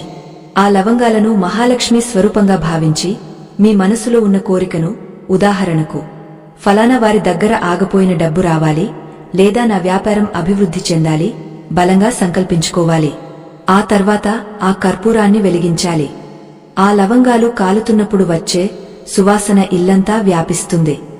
ఆ వాసన నెగటివ్ ఎనర్జీని, ప్రతికూల శక్తిని తరిమి కొడుతుంది. ఆ బూడిదను మరుసటి రోజు ఉదయం స్నానం చేసిన తర్వాత కొంచెం నుదుటిన పెట్టుకోవాలి, లేదా ఆ బూడిదను ఒక చిన్న కాగితంలో పొట్లం కట్టి మీ పర్సులో లేదా క్యాష్ బాక్స్లో పెట్టుకోవాలి. ఇలా వరుసగా 11 శుక్రవారాలు లేదా మంగళవారాలు చేస్తే ఆగపోయిన ధన ప్రవాహం మళ్లీ మొదలవుతుంది. ఇది మూఢనమ్మకమని కొట్టిపారేయకండి. అగ్ని సాక్షిగా సుగంధ ద్రవ్యాలతో చేసే సంకల్పం చాలా శక్తివంతమైనది. మన మనసులోని కోరిక విశ్వానికి చేరడానికి ఇది ఒక మాధ్యమం. కృష్ణుడు యజ్ఞాల గురించి చెప్పింది కూడా ఇదే. అగ్నిలో వేసిన హవిస్సు దేవతలకు ఎలా చేరుతుందో ఈ చిన్న క్రియ ద్వారా మీ సంకల్పం సిద్ధిస్తుంది. అంతేకాకుండా శ్రీకృష్ణుడు దారిద్ర్యాన్ని పారద్రోలడానికి మరొక ముఖ్యమైన విషయాన్ని సూచించాడు. అదే గోసేవ మరియు గృహ జంతువుల పోషణ. దీని గురించి మనం తదుపరి భాగంలో ఇంకా వివరంగా చెప్పుకోబోతున్నాం కాని ఇక్కడ ఒక చిన్న ఉదాహరణ చెప్పుకోవాలి. కృష్ణుడు గోపాలుడు. ఆవులు అంటే ప్రాణం. మన పురాణాల ప్రకారం గోవు శరీరంలో సమస్త దేవతలు కొలువై ఉంటారు. ఎవరి ఇంట్లో అయితే ఆవు ఉంటుందో లేదా ఎవరు అయితే నిత్యం గోమాతకు సేవ చేస్తారో వారి వంశంలో దారిద్ర్యం అనేది ఉండదు. అయితే ఈ రోజుల్లో అపార్ట్మెంట్లలో ఉండే మనకు ఆవును పెంచడం సాధ్యం కాదు. మరి దానికి ప్రత్యామ్నాయం ఏమిటి? కృష్ణుడు చెప్పిన ప్రత్యామ్నాయం పక్షులకు ఆహారం వేయడం. మీ ఇంటి మేడ మీద లేదా బాల్కనీలో రోజుకొక గుప్పెడు బియ్యం లేదా ధాన్యం పక్షులకు వేయండి. ఒక చిన్న గిన్నెలో నీళ్లు పెట్టండి. పక్షులు వచ్చి ఆ నీళ్లు తాగి ఆ గింజలు తిని సంతోషంగా శబ్దం చేస్తాయి కదా, ఆ శబ్దం సాక్షాత్తు వేద మంత్రాలతో సమానం. ఆ శబ్దం మీ ఇంటికి ఉన్న వాస్తు దోషాలను పోగొడుతుంది. ఇది చాలా తేలికైన పని, ఖర్చు లేని పని. కాని దీనివల్ల కలిగే పుణ్యం అనంతం. ఎందుకంటే నోరు లేని జీవాలకు ఆకలి తీర్చడం కన్నా గొప్ప యజ్ఞం మరొకటి లేదు. భూతదయ ఉన్నచోట భగవంతుడు ఉంటాడు, భగవంతుడు ఉన్నచోట సిరి సంపదలు ఉంటాయి. ఇప్పుడు మరొక ఆసక్తికరమైన అంశాన్ని పరిశీలిద్దాం. అదే అద్దం. వాస్తు శాస్త్రంలో అద్దానికి చాలా ప్రాముఖ్యత ఉంది. అద్దం వస్తువులను రెట్టింపు చేసి చూపిస్తుంది. అందుకే డైనింగ్ టేబుల్ ఎదురుగా అద్దముంటే మనం తినే ఆహారం అద్దంలో కనిపిస్తుంది. ఆహారం రెట్టింపు అయినట్లు కనిపిస్తే ఇంట్లో ధాన్యం మరియు ధనం రెట్టింపు అవుతాయని నమ్మకం. అలాగే మీ లాకర్ లేదా బీరువా ఎదురుగా, అంటే మీరు బీరువా తీసినప్పుడు అందులో ఉన్న డబ్బు అద్దంలో కనిపించేలా ఒక అద్దాన్ని అమర్చుకుంటే అది సంపద వృద్ధికి సంకేతం. కాని మంచానికి ఎదురుగా అద్దం ఉండకూడదు. నిద్రలేచిన వెంటనే అద్దంలో మన ముఖం మనం చూసుకోకూడదు. ఇది దుస్వప్నాలకు, అనారోగ్యానికి దారితీస్తుంది. శ్రీకృష్ణుడు నరకాసురుని వధించిన తర్వాత దీపావళి నాడు ప్రజలందరూ ఆనందంగా దీపాలు వెలిగించారు. అప్పుడు కృష్ణుడు సత్యభామతో, సత్య, కేవలం రాక్షసుని చంపితే సరిపోదు, ప్రజల మనసుల్లో ఉన్న అజ్ఞానం అనే చీకటిని, దారిద్ర్యం అనే భయాన్ని పోగొట్టాలి. దానికి మార్గం ఈ దీపారాధన అని చెప్పాడు. దీపం అంటే జ్ఞానం, దీపం అంటే లక్ష్మి. మన ఇంట్లో ఎప్పుడూ ఒక దీపం వెలుగుతూ ఉండాలి. కనీసం ఉదయం, సాయంత్రం దేవుడి గదిలో దీపం పెట్టాలి. దీపం జ్యోతిః పరబ్రహ్మ. ఆ కాంతి మీ ఇంటిని నెగటివ్ ఎనర్జీ నుండి కాపాడుతుంది. అయితే చాలామందికి ఒక అనుమానం ఉంటుంది. మేము ఎన్ని చేసినా మాకు కలిసి రావడం లేదు, మా జాతకంలో ఏదో దోషముంది అని. దానికి కృష్ణుడు చెప్పిన సమాధానం కర్మయోగం. గత జన్మ కర్మల వల్ల ఈ జన్మలో కష్టాలు రావచ్చు. కాని ఈ జన్మలో చేసే మంచి పనుల వల్ల ఆ కర్మను మార్చుకోవచ్చు. దీనికి ఒకే ఒక మార్గం, నిస్వార్థ సేవ. మనం సంపాదించిన దాంట్లో కొంత భాగాన్ని సమాజానికి ఇవ్వడం గురించి గతంలో చెప్పుకున్నాం. కాని ఇక్కడ గుప్తదానం గురించి ప్రస్తావించాలి. ఎవరికీ తెలియకుండా చేసే దానం మీ పూర్వజన్మ పాపాలను కడిగేస్తుంది. ఆ పాపాలు పోతేనే అదృష్టం తలుపు తడుతుంది. మరో ముఖ్యమైన విషయం, చెప్పులు మరియు పాదరక్షలు. ఇంటి గుమ్మం ముందు చెప్పులు చిందరవందరగా పడేసి ఉంటే లక్ష్మీదేవి ఆ ఇంటి గుమ్మం కూడా తొక్కదు. చెప్పులను ఒక పద్ధతిగా ఒక రాక్లో సర్ది ఉంచాలి. గుమ్మం అనేది లక్ష్మీదేవి నోరు లాంటిది. నోటిలో మురికి ఉంటే ఆహారం ఎలా తింటాం? అలాగే గుమ్మం అశుభ్రంగా ఉంటే లక్ష్మి ఎలా వస్తుంది? అందుకే పండుగ రోజుల్లో గుమ్మాలకు పసుపు రాసి తోరణాలు కడతాం. కాని మిగతా రోజుల్లో కనీసం శుభ్రంగా ఉంచుకోవాలి. ఇంటి ప్రధాన ద్వారం ఎంత అందంగా ఉంటే అంత ఆకర్షణ శక్తి ఆ ఇంటికి ఉంటుంది. ఇంతటి విలువైన విషయాలను తెలుసుకుంటున్నందుకు మీకు అభినందనలు. ఈ వీడియోను ఇక్కడి వరకు చూశారంటే మీలో నిజంగానే జీవితాన్ని మార్చుకోవాలన్న తపన ఉందని అర్థం. ఆ తపనే మిమ్మల్ని విజయ తీరాలకు చేరుస్తుంది. దయచేసి ఈ వీడియోను లైక్ చేసి మీ మిత్రులకు షేర్ చేయండి. కథనంలో ఇప్పుడు ఒక మలుపు. శ్రీకృష్ణుడు అర్జునుడికి చెప్పిన వాటిలో అత్యంత రహస్యమైన మరియు శక్తివంతమైన అష్టలక్ష్మి కటాక్షం పొందడానికి చేయాల్సిన ఒక మహాద్భుతమైన క్రియ మిగిలి ఉంది. ఇది వారానికి ఒక్కసారి చేస్తే చాలు, 7 జన్మల దారిద్ర్యం తొలగిపోతుంది. అది గోమాతకు సంబంధించినది. ఆవుకు ఈ ఒక్క పదార్థాన్ని తినిపిస్తే 3 కోటి దేవతలను పూజించిన ఫలితం దక్కుతుంది. అదేమిటి? అలాగే భగవద్గీతలోని 18 అధ్యాయాల సారాంశాన్ని పిండితే వచ్చిన ఒకే ఒక శ్లోకముంది. ఆ శ్లోకాన్ని నిత్యం పయించేవారి జోలికి కలిపురుషుడు కూడా రాలేడు. సంపద, విజయం, కీర్తివారి పాదాల చెంత ఉంటాయి. ఆ శ్లోకమేమిటి? మరియు చివరగా శ్రీకృష్ణుడు ఈ ప్రపంచానికి, ధనానికి మధ్య ఉన్న సంబంధం గురించి చెప్పిన అంతిమ సత్యం ఏమిటి? మనం చనిపోయేటప్పుడు మనతో వచ్చేది ఏది, రానిది ఏది? ఈ పరమ సత్యాన్ని తెలుసుకుంటే మీ జీవితం ధన్యమవుతుంది. సామాన్యుడిని సైతం మహానుభావుడిగా మార్చే ఆ కృష్ణ సందేశంతో ఈ కథనాన్ని ముగించుకుందాం. ఇవన్నీ మన చివరి మరియు ముగింపు భాగంలో ఆ మహాద్భుతమైన క్రియ మరేదో కాదు, సాక్షాత్తు గోమాత సేవ. శ్రీకృష్ణుడు గోపాలకుడు. ఆయనకు అత్యంత ప్రీతిపాత్రమైనది గోవు. మన సనాతన ధర్మంలో 3,000,000 దేవతలు గోవులో నివసిస్తారని ప్రగాఢ్య నమ్మకం. అయితే వారం మొత్తం కుదరకపోయినా కనీసం బుధవారం నాడు లేదా శుక్రవారం నాడు ఒక చిన్న పని చేయడం ద్వారా మన తలరాతను పూర్తిగా మార్చుకోవచ్చు. అదేమిటంటే రాత్రంతా నానబెట్టిన పెసలు మరియు కొంచెం బెల్లం కలిపి ఆవుకు తినిపించడం. జ్యోతిష్య శాస్త్ర రీత్యా పెసలు బుధ గ్రహానికి ప్రతీక. బుధుడు వ్యాపారానికి, తెలివితేటలకు కారకుడు. బెల్లం సూర్యుడికి, కుజుడికి ప్రతీక. ఈ రెండు కలిపి గోమాతకు తినిపిస్తే మన జాతకంలో ఉన్న దోషాలన్నీ తొలగిపోయి వ్యాపారాభివృద్ధి, ధన లాభం కలుగుతాయి. ముఖ్యంగా ఆవు ఆ పదార్థాన్ని తింటున్నప్పుడు దాని నాలుక మన అరచేతికి తగలేలా తినిపించాలి. ఆవు నాలుకకు ఉన్న ఆ స్పర్శ మన అరచేతిలో ఉన్న దురదృష్ట రేఖలను చెరిపివేసి అదృష్ట రేఖలను ఉద్దీపన చేస్తుందని ఒక నమ్మకం. ఇది అనుభవపూర్వకంగా ఎంతోమంది సాధించిన సత్యం.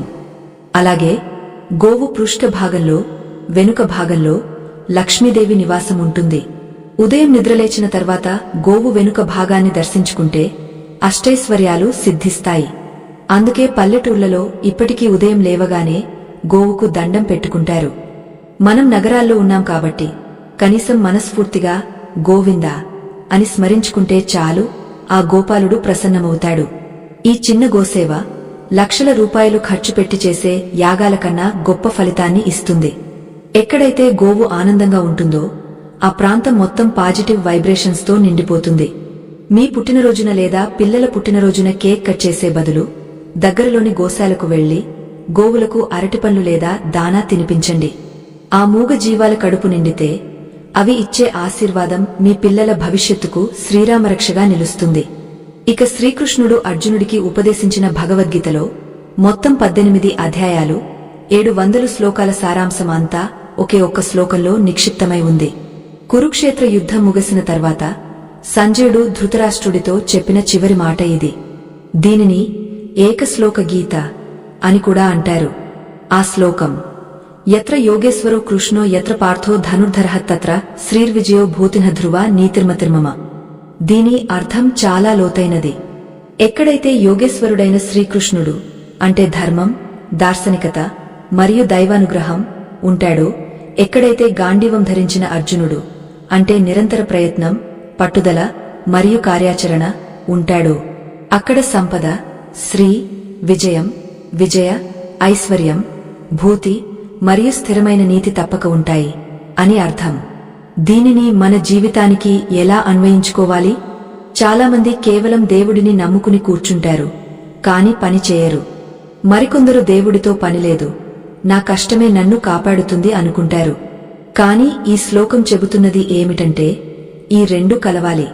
కృష్ణుడి అనుగ్రహముండాలి, అర్జునుడి ప్రయత్నముండాలి. అప్పుడే శ్రీ, సంపద వస్తుంది. కేవలం డబ్బు రావడమే కాదు, విజయం కూడా వస్తుంది. ఆ విజయం శాశ్వతంగా ఉంటుంది.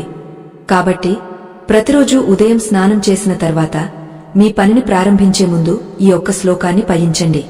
కృష్ణ, నువ్వు నా రథసారథివి, నేను నీ అర్జునుడిని. నా ప్రయత్నం నేను చేస్తాను, ఫలితాన్ని నీకు వదిలేస్తున్నాను అని సంకల్పించుకోండి. ఈ మానసిక స్థితి మిమ్మల్ని ఓటమి లేని వీరుడిగా మారుస్తుంది. ఏ అపజయం మిమ్మల్ని కృంగదీయలేదు, ఏ విజయం మిమ్మల్ని అహంకారిగా మార్చలేదు. అదే స్థితప్రజ్ఞత, అదే కృష్ణ తత్వం. ఇప్పుడు మనం ఈ కథనంలో అత్యంత కీలకమైన ఘట్టానికి చేరుకున్నాం. శ్రీకృష్ణుడు ఉద్ధవుడికి అలాగే పాండవులకు బోధించిన అంతిమ సత్యం. మనం ఇంతసేపు సంపద ఎలా సంపాదించాలి, ఎలా కాపాడుకోవాలి అని చర్చించుకున్నాం. కాని అసలు సంపద అంటే ఏమిటి? కృష్ణుడు అంటాడు, మనిషి పుట్టేటప్పుడు పిడికిలి బిగించి పుడతాడు, పోయేటప్పుడు పిడికిలి తెరిచిపోతాడు. దీని అర్థం, పుట్టేటప్పుడు నా రాతను నేనే తీసుకువస్తున్నాను అని వస్తాడు, కాని పోయేటప్పుడు నేను సంపాదించింది ఏదీ నా వెంట రావడం లేదు అని చూపిస్తూ వెళ్తాడు. అలెగ్జాండర్ అంతటి గొప్ప చక్రవర్తి కూడా చనిపోయేటప్పుడు, నా శవపేటికలో నుండి నా 2 చేతులను బయటకు పెట్టండి, ప్రపంచాన్ని జయించిన నేను కూడా ఖాళీ చేతులతోనే వెళ్తున్నానని లోకానికి తెలియాలి అని చెప్పాడట. మరి మనతో వచ్చేది ఏది? మన బ్యాంక్ బ్యాలెన్స్ రాదు, మనం కట్టుకున్న ఇళ్లు రావు, మనం ప్రేమించిన మనుషులు కూడా రారు. మనతో వచ్చేది కేవలం 2 విషయాలు. 1 పాపం, 2 పుణ్యం. మనం చేసిన మంచి పనులు, నలుగురికి పెట్టిన అన్నం, చూపించిన దయ, ఇవే మన ఆత్మకు తోడుగా వస్తాయి. సంపద అనేది ఒక సాధన మాత్రమే తప్ప అదే జీవిత గమ్యం కాదు. డబ్బుతో పడకను కొనగలవు కాని నిద్రను కొనలేవు, మందులు కొనగలవు కాని ఆరోగ్యాన్ని కొనలేవు, విలాసాలను కొనగలవు కాని సంతోషాన్ని కొనలేవు. ఈ సత్యాన్ని గ్రహించినవాడే నిజమైన ధనవంతుడు. శ్రీకృష్ణుడు కుచేలుడికి ఐశ్వర్యాన్ని ఇచ్చాడు, కాని కుచేలుడు ఆ ఐశ్వర్యంలో మునిగిపోలేదు. అతను ముందులాగే భక్తితో, వైరాగ్యంతో జీవించాడు. అందుకే అతను తరించాడు. కృష్ణుడు చెప్పిన మరో గొప్ప మాట, ఈశావాస్యమిదం సర్వం. ఈ ప్రపంచంలో ఉన్నదంతా ఈశ్వరుడిదే.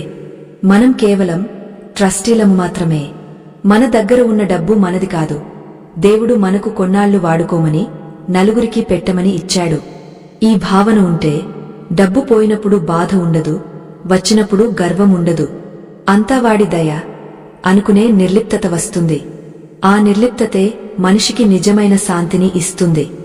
శాంతి ఎక్కడ ఉంటే అక్కడ నిజమైన లక్ష్మి ఉంటుంది. లక్ష్మీదేవి ఎప్పుడూ నారాయణుడి పాదాల దగ్గరే ఎందుకు ఉంటుంది? ఎందుకంటే నారాయణుడు నిశ్చలంగా, శాంతంగా ఉంటాడు కాబట్టి. మనం కూడా మనసును ప్రశాంతంగా ఉంచుకుంటే లక్ష్మీదేవి మన ఇళ్లనే వైకుంఠంగా మార్చుకుంటుంది.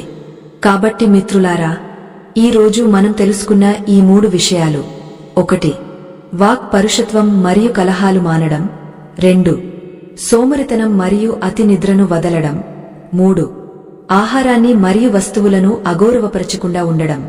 ఇవి కేవలం నియమాలు కాదు, మన జీవితాన్ని ఉద్ధరించే సోపానాలు. వీటితో పాటు గోసేవ, తులసి ఆరాధన మరియు సత్ప్రవర్తన అనేవి మనకు రక్షణ కవచాలు. ఈ విషయాలను ఆచరించడం ఈ క్షణం నుండే మొదలుపెట్టండి. మార్పు రాత్రికి రాత్రే రాకపోవచ్చు, కాని ఖచ్చితంగా వస్తుంది.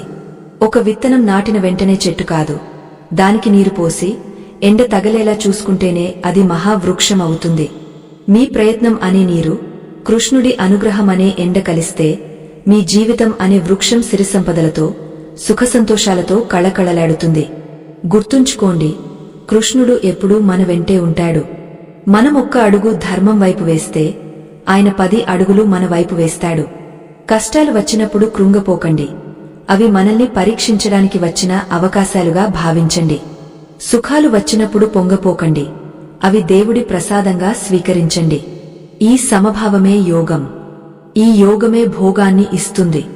మన పెద్దలు చెప్పిన ఈ అమూల్యమైన జ్ఞానాన్ని మనం పరిరక్షించుకుందాం, మన తర్వాతి తరాలకు అందిద్దాం. ధనం ముఖ్యం, కాని ధర్మం అంతకన్నా ముఖ్యం. ధర్మంతో కూడిన ధనమే మన వంశాన్ని రక్షిస్తుంది. అధర్మంతో వచ్చిన ధనం మనశ్శాంతిని హరిస్తుంది.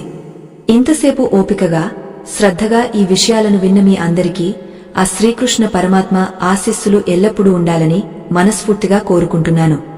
ఈ వీడియోలో చెప్పిన విషయాలు మీకు నచ్చినట్లయితే, అవి మీ జీవితంలో ఆచరించదగినవిగా అనిపిస్తే దయచేసి ఈ వీడియోను లైక్ చేయండి.